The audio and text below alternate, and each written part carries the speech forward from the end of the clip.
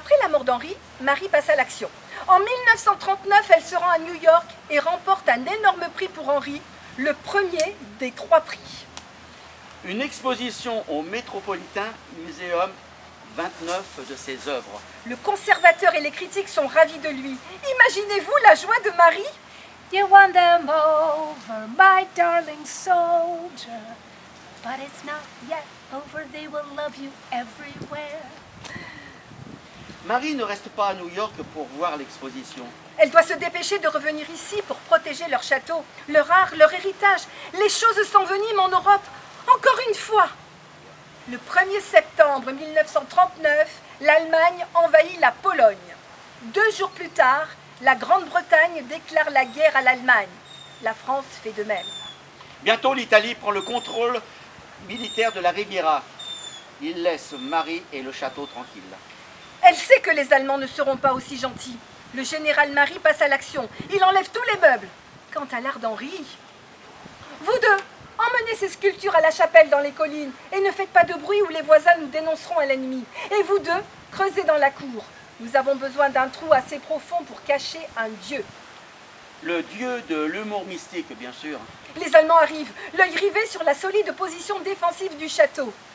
Il croit que Marie cache des munitions dans la crypte d'Henri. Alors, Non! Ne l'ouvrez pas! Comment osez-vous? Non! ils osent. Pas de munitions. Quel sacrilège!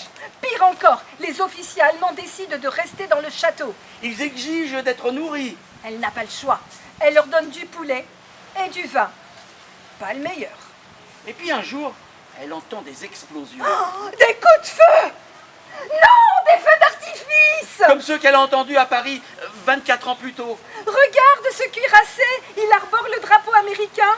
Peut-être que Marie se tient ici comme... Un officier américain arrive en courant. Marie, c'est Lewis Van Dusen de Philadelphie.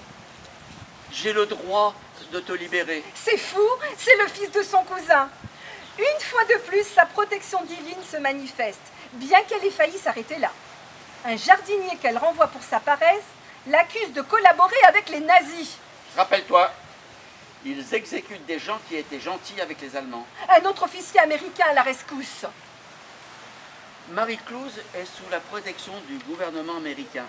Ne touchez pas un cheveu de sa tête. Encore une fois, elle l'a échappé belle. Est-ce qu'elle pense rentrer chez elle maintenant qu'elle le peut? Elle est toute seule ici. Si je quitte ce pays un instant, quelqu'un dira que j'ai abandonné le château et s'en emparera. Non! Maintenant, nous ouvrons une unité de la Croix-Rouge ici au château qui a toujours protégé ses habitants.